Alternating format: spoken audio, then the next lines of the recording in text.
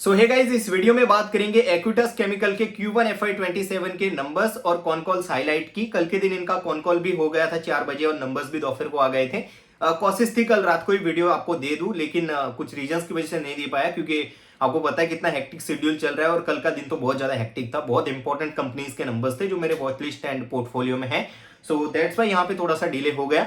चलिए, कोशिश वही रहेगी कि जल्दी से जल्दी आपको वीडियोस दूं, जो भी वॉच लिस्ट हमारी है, जो भी पोर्टफोलियोज कंपनी है। ठीक है, एक्चुअल में यहाँ पे एक्विटास मेरे पोर्टफोलियो में भी है। ठीक है, सो इनका मोटा मोटा पहले बिजनेस मॉडल, जो लोग परिचित नहीं है इस कंपनी से, उनको यहाँ पे मोटा मोटा बिजनेस मॉडल समझा देता हूँ। लेकिन ऑलरेडी इनके ऊपर डिटेल वीडियो मैंने बना दिया है, तो और डिटेल में इनका बिजनेस मॉडल आपको देखना है तो आप लोग वो वीडियो कंसिडर कर सकते हो। आप लोगों को मैं डिस्क्रिप्शन बॉक्स में दे दूंगा, और लास्ट वाला वीडियो भी वही है, तो आप ढूंढ भी सकते हो चैनल पे आराम से। ठीक है, तो ये कंपनी यहाँ पे दोस्तों केमिकल कंपनी है, अलग अलग केमिकल्स बनाते हैं। मेनली इनका केमिकल फार्मा के मतलब मेनली इनका बिजनेस फार्मा केमिकल बना के आता है, जहां पे इनका 87% रेवेन्यू फार्मा केमिकल बना के ही आता है। जो ये दवाइयों वगैरह में जो केमिकल यूज होता है रॉ मटेरियल के तौर पर, वो ये लोग यहाँ पे सीडीएमओ कंपनीज एंड दूसरे फार्मा कंपनीज को बना के देते हैं। ठीक है, यहाँ पे लोग मेनली सीडीएमओ बिजनेस करते हैं। सीडीएमओ के लिए यहाँ पे मतलब पेटेंट वगैरह सीडीएमओ का रहता है, ये सिर्फ बना के मैन्युफैक्चर करके देते हैं। एंड दूसरा, इनके खुद के भी एपीआई है, उनके खुद के पेटेंट वाले भी। ठीक है, सो ये बिजनेस है जहां पे 87% revenue as of now company का आ रहा है।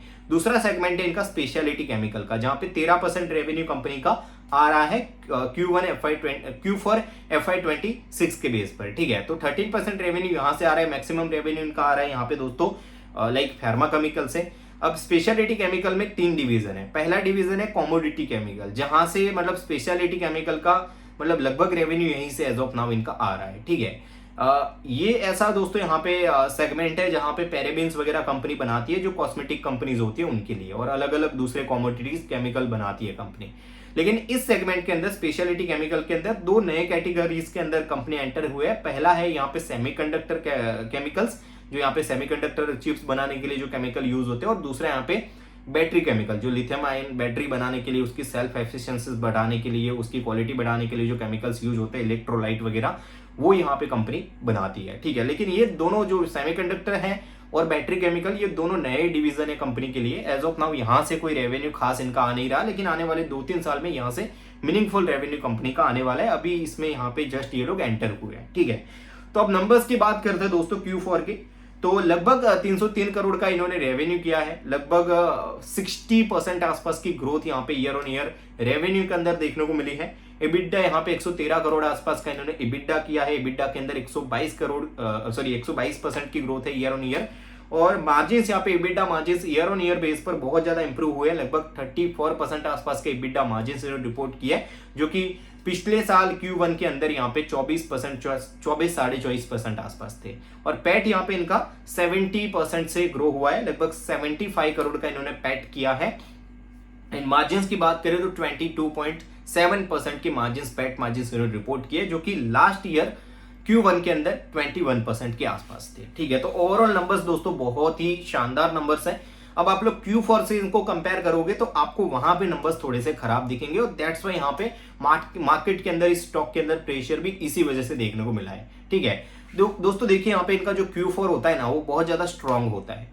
इनके यहाँ पे H1 के अंदर इनका पूरा जो भी टोटल रेवेन्यू होता है, उसका 40% जो है इनका Q1 और Q2 में आता है, और बाकी का 60% रेवेन्यू इनका Q3 और Q4 में आता है। तो Q3 और Q4 इनका यहाँ पे सीजनल है, वहां पे बहुत ज्यादा ग्रोथ देखने को मिलती है। ठीक है, और इनका सीजनलिटी के हिसाब से दोस्तों जो रिक्वायरमेंट होती है यहाँ पे इनके कस्टमर्स की, वो Q1 एंड Q2 में इतनी ज्यादा नहीं होती। Q3 और Q4 में ये लोग ज्यादा शिपमेंट भेजते हैं, वहां पे ज्यादा इनका रेवेन्यू होता है। सो दैट्स वाई Q4 से कंपेयर करने का यहाँ पे मतलब नहीं बनता नंबर्स को। ठीक है, और मार्जिन भी Q4 में इनके बहुत ज्यादा तगड़े रहते हैं। फुल ईयर बेस पर वो मार्जिन यहाँ पे रिपोर्ट करना थोड़ा सा मुश्किल है। ठीक है, लेकिन इन्होंने बोला है जो फुल ईयर बेस पर FY26 में मार्जिन थे, वो फुल ईयर बेस पर ये लोग यहाँ पे रिपोर्ट करेंगे। ठीक है, सो दैट्स वाई यहाँ पे अगर देखोगे आप लोग, तो Q4 से नंबर को आप लोगों को बिल्कुल भी कंपेयर नहीं करना है। और मैनेजमेंट ने खुद यहाँ पे Q4 में बोल दिया था कि Q1 के हमारे नंबर्स थोड़े से वीक होंगे, लेकिन उतने भी वीक नहीं है जितने हम लोग उम्मीद कर रहे थे।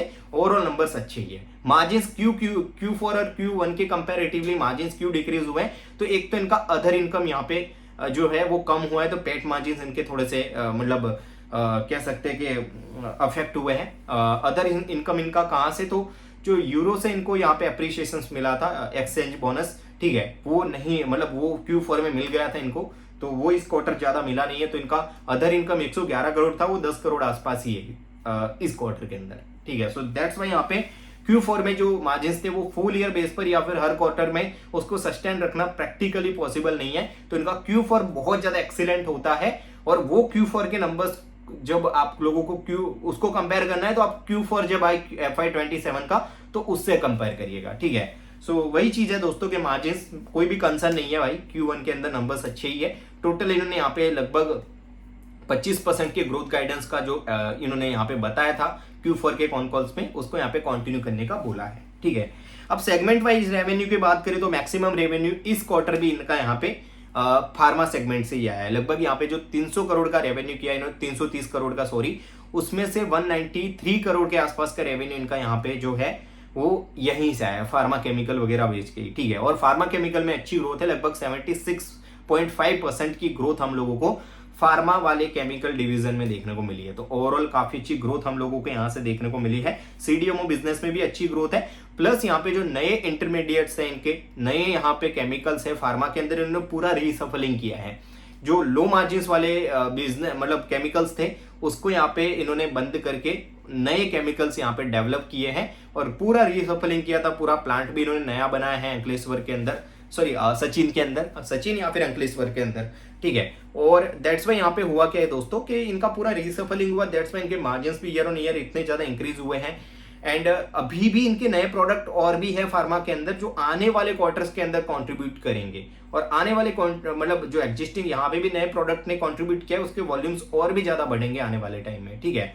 सो जो नए प्रोडक्ट है वो अच्छे से यहाँ पे कंट्रीब्यूट कर रहे हैं। फार्मा के जो नए इन्होंने केमिकल्स, नए मॉलिक्यूल्स यहाँ पे डेवलप किए हैं और वो जो कमर्शियल हुए वो, और आने वाले कुछ और प्रोडक्ट भी इनके पाइपलाइन में है, और अभी और नए प्रोडक्ट भी यहाँ पे इसमें अपना कंट्रीब्यूशन दिखाएंगे। तो फार्मा केमिकल वाला जो बिजनेस है इनका कांस्टेंट ग्रो हो रहा है, और ये हाई मार्जिन वाला बिजनेस है, ये जितना ज्यादा ग्रो होगा कंपनी के लिए और अच्छा है। लगभग 76% प्लस की यहाँ पे ग्रोथ हमको देखने को मिली है, ठीक है। तो ये है स्पेशलिटी केमिकल के अंदर दोस्तों हुआ क्या है कि वहां पे डी ग्रोथ देखने को मिला है, लगभग 11% का डी ग्रोथ देखने को मिला है। और स्पेशलिटी केमिकल के अंदर ये डी ग्रोथ क्यों देखने को मिला है, तो दैट्स बिकॉज ऑफ जो स्पेशलिटी केमिकल में एज ऑफ नाउ सबसे ज्यादा कंट्रीब्यूट क्या कर रहा है, कॉमोडिटी बिजनेस। क्योंकि सेमीकंडक्टर और बैटरी वाला जो बिजनेस है वो तो कंपनी का एकदम नया है, इमर्जिंग है, वहां से कोई खास रेवेन्यू एज ऑफ नाउ इनका नहीं आ रहा है, ठीक है।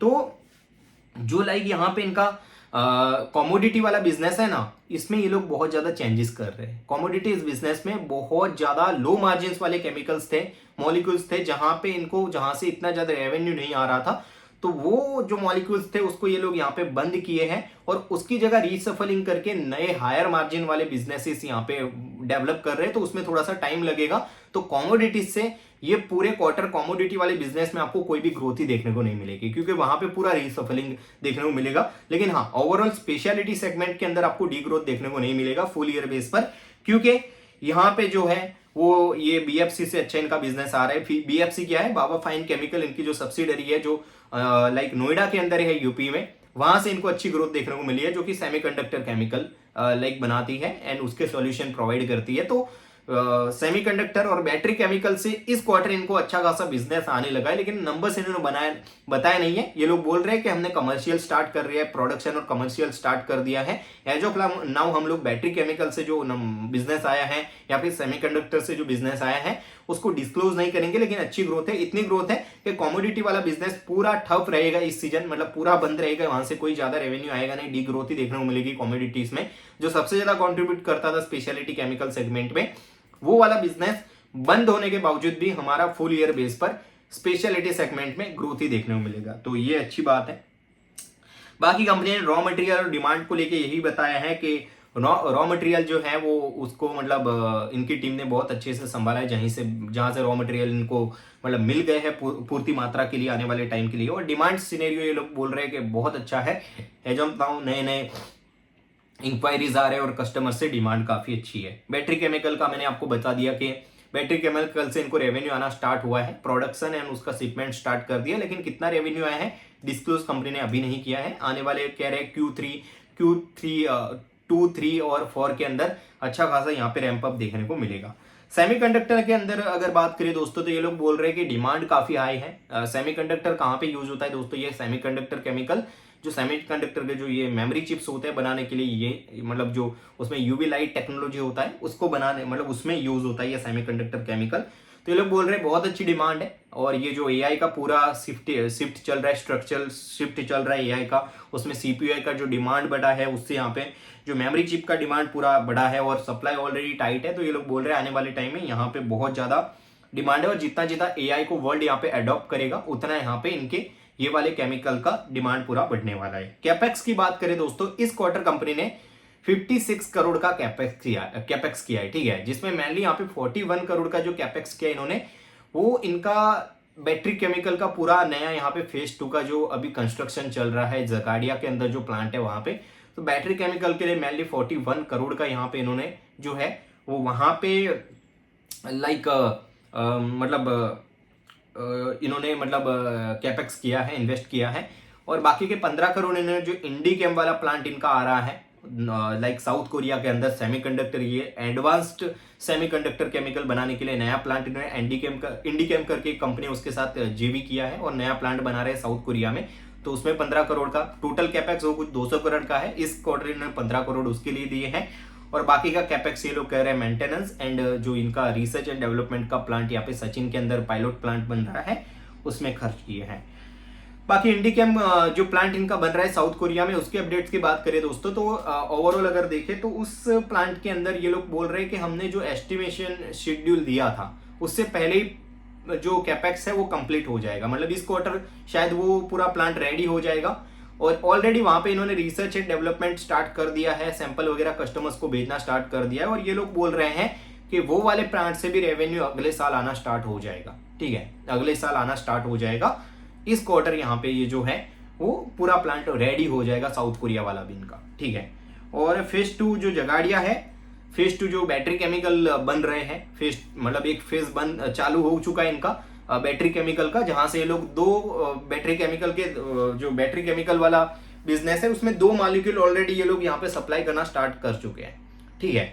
और बाकी के 2 यहाँ पे इनके जो है वो बाकी के 2 मॉलिक्यूल्स के लिए इनका यहाँ पे फेज 2 का कंस्ट्रक्शन चल रहा है और ये लोग बोल रहे हैं Q2 में वो जो है वो स्टार्ट हो जाएगा और उसका फिर ट्रायल वगैरह रन करके उस जो कमर्शियल होगा वो शायद एंड ऑफ द ईयर होगा और अगले साल से ही वहीं से फेज 2 का जो फेज 2 है बैटरी केमिकल का प्लांट का फेज 2 वहां से रेवेन्यू अगले साल ही आएगा, ठीक है। तो अगले साल से ही इनको बैटरी केमिकल का जो बैटरी केमिकल से ऑलरेडी फेज 1 का तो रेवेन्यू आना स्टार्ट हो चुका है, फेज 2 का रेवेन्यू अगले साल से आएगा और इंडी कैंप वाला रेवेन्यू वो इंडी कैंप वाला जो प्लांट है वहां से भी रेवेन्यू अगले साल आएगा।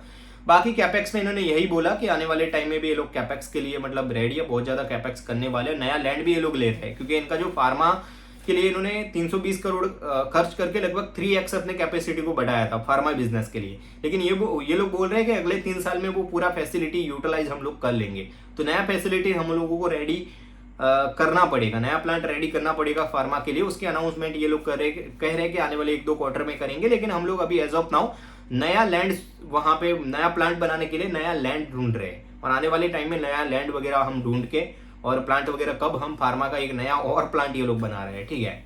तो उसका भी जल्दी यहाँ पे अपडेट ये लोग बोल रहे हैं कि हम देंगे। तो ओवरऑल दोस्तों ऑन ट्रैक है सब कुछ, ठीक है। लाइक जगाड़िया का प्लांट जो है फेज 2 का वो भी ऑन ट्रैक है। उसके अलावा सेमीकंडक्टर से इनको यहाँ पे अच्छा खासा रेवेन्यू आना स्टार्ट हो चुका है। एग्जैक्ट नंबर नहीं बताए, लेकिन जो BFC है जो इनका सेमीकंडक्टर का सब्सिडरी है वहां से ये लोग बोल रहे हैं कि अच्छा हम लोगों को ग्रोथ देखने को मिला, रैपिड ग्रोथ देखने को मिला। इतना कि ये लोग बोल रहे हैं कि फुल ईयर बेस पर कॉमोडिटी से कोई भी रेवेन्यू नहीं आएगा। स्टिल पूरा जो स्पेशलिटी सेगमेंट है वहां पे डी ग्रोथ आपको फुल ईयर बेस पर देखने को नहीं मिलेगी। बाकी मार्जिन्स ये लोग कह रहे हैं कि हम लोग लॉन्ग टर्म में 25% का ग्रोथ, सिमिलर मार्जिन्स जो हमने FY26 में डिलीवर किए थे वही मार्जिन्स के साथ हम लोग यहाँ पे डिलीवर करने में पूरे कॉन्फिडेंट है, ठीक है। तो या दैट्स ऑल दोस्तों, ठीक है। हर जगह पे कंपनी अच्छा कर रही है, ठीक है। और आने वाले टाइम में अभी और भी इनके जो पाइपलाइन में है प्रोडक्ट वो आएंगे, CDMO के नए प्रोडक्ट और कंट्रीब्यूट करने लगेंगे। सो ओवरऑल कंपनी का फ्यूचर काफी अच्छा है। अब लाइक मेरे ओवरव्यू की बात करें डील कैसी है, तो देखो इन्होंने टोटल 25% के ग्रोथ को बोला है, लेकिन मुझे लगता है मोस्ट प्रोबेबली ये लोग यहाँ पे आउट परफॉर्म कर सकते हैं इस ग्रोथ को, ठीक है, क्योंकि 20% रेवेन्यू इन्होंने जो ग्रोथ है उसका इसी क्वार्टर इन्होंने अचीव कर लिया है फुल ईयर का, और इनका जबकि Q1 और Q2 यहाँ पे 40% ही टोटल रेवेन्यू का कंट्रीब्यूट करता है। तो मेरे ख्याल से हो सकता है यहाँ पे कि ये लोग मतलब हाई चांसेस है कि आउट परफॉर्म कर दे जो गाइडेंस है उसको, लेकिन हमको 25 का एस्टिमेशन लेके चलना है। तो 25 पे भी अगर देखें तो लास्ट ईयर इन्होंने रेवेन्यू किया था 1340 करोड़ आसपास का, पैट किया था 356 करोड़ का। अब 25% का ग्रोथ अगर देखें तो 1340 प्लस यहाँ पे लगभग 1670-75 करोड़ का यहाँ पे रेवेन्यू इनको करना पड़ेगा उसके लिए, ठीक है। 330 करोड़ का ऑलरेडी इस क्वार्टर कर चुके हैं, तो आराम से ये मतलब नंबर्स अचीव कर सकते हैं। स्टिल हमको ट्रैक तो करना ही पड़ेगा, लेकिन अगर हम स्टिल जो मार्जिन थे FY26 में उसको अगर सेम देखें तो लगभग 445 करोड़ का पैट ये लोग करने चाहिए, और इन्होंने लगभग 75 करोड़ का पैट ऑलरेडी कर चुके हैं, ठीक है। सो 445 करोड़ का पैट ये लोग फुल ईयर बेस पर करते हैं, तो इनका फॉरवर्ड पी निकल के आता है पिछले कुछ टाइम से, क्योंकि मतलब ग्रोथ में थोड़ा सा मतलब आप लोगों को देखने को मिला है कि मतलब मार्केट ने मतलब इनको डी रेट किया है, तो दैट्स वाई यहाँ पे 60 का फॉरवर्ड पी निकल के आ रहा है फॉर द 25% ऑफ पी। सो वही है, एक्सपेंसिव है अभी भी वैल्यूएशंस, लेकिन कंपनी का एग्जीक्यूशन भाई कॉन्टिन्यूसली रहा, तो इनको like in a peak days अच्छा वैल्यूएशंस मिलता है। लेकिन वही है कि रिकमेंडेशन कोई भी नहीं है सेल बाई का, ठीक है। आप लोगों को कैसा लगता है वो मैंने आपको मेरे व्यू बता दिए। बाकी ऑल ओवर डील इतने अट्रैक्टिव मेरे को एज ऑफ नाउ नहीं लग रही है। बाकी company going in right direction, बहुत अच्छा कर रही है, एग्जीक्यूशन सही ट्रैक पे चल रहा है। बाकी कोई भी नेक्स्ट क्वार्टर अपडेट होगा या फिर बीच में कोई भी अपडेट होगा तो मैं शेयर करता रहूंगा। Thanks for the watching.